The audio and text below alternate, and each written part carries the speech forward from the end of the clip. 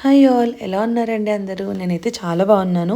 So ఇదొక కొత్త vlog అనమాట. మేము డైజీడియల్ ఫామ్ అనే ప్లేస్‌కొచ్చాము హైదరాబాద్‌లో. మా పాపని ఒక వీకెండ్ తీసుకువెళ్దాము అని.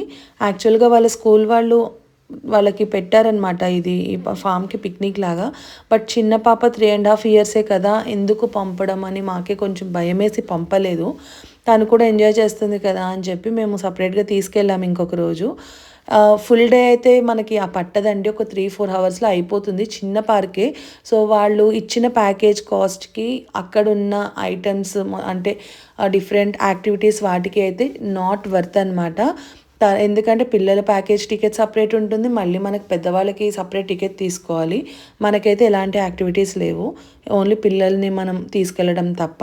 సో, నేనైతే నాట్ వర్త్ ద మనీ అంటాను. ఒకవేళ మీ పిల్లల స్కూల్ వాళ్ళు తీసుకువెళ్తున్నాము అంటే స్కూల్ తరపున వెళ్ళడం బెటర్. ఎందుకంటే ఆ కాస్ట్‌కి స్కూల్ వాళ్ళు అన్ని యాక్టివిటీస్ చేయిస్తారు కాబట్టి పైసా వసూలు, కానీ నార్మల్‌గా అయితే కాదు. అలా అని నార్మల్ టికెట్ తీసుకుని లోపల రైడ్స్ ఎక్కుదాము అంటే ఈచ్ రైడ్ 150 రూపీస్ ఉందన్నమాట.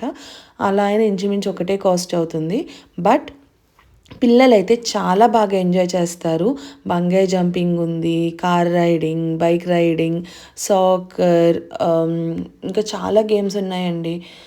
ఇంకా నేను చెప్పలేదనమాట మీకు. బస్ రైడ్ కానీ, birds feeding, animals feeding, boat ride అలాగా. కొన్ని అయితే క్లోజ్ ఉన్నాయి మేము వెళ్ళినప్పుడు. క్యాజిల్ అలాంటివి రెనోవేషన్లో ఉన్నాయి. సో, రెనోవేషన్లో ఉన్నాయి కదా, వేరే యాక్టివిటీ ఇంకొకసారి చేయించవచ్చు కదా, మరి అది టికెట్ కాస్ట్‌లో వేసేసారు కదా మీరు అని అడిగాము. అడిగితేనేమో అది ఒక్కొక్క దానికి ఒక్కొక్క వెండర్ ఉన్నారు. సో, అలా అవ్వదు అని అన్నారు. అందుకని చూసుకుని వెళ్ళండి అని చెప్తున్నాను. 1, 2 అయితే లేవు. దానివల్ల మాకైతే మనీ వేస్ట్ అని అనిపించింది. బట్ పిల్లలైతే ఎంజాయ్ చేస్తారు, సాటిస్ఫై అవుతారు.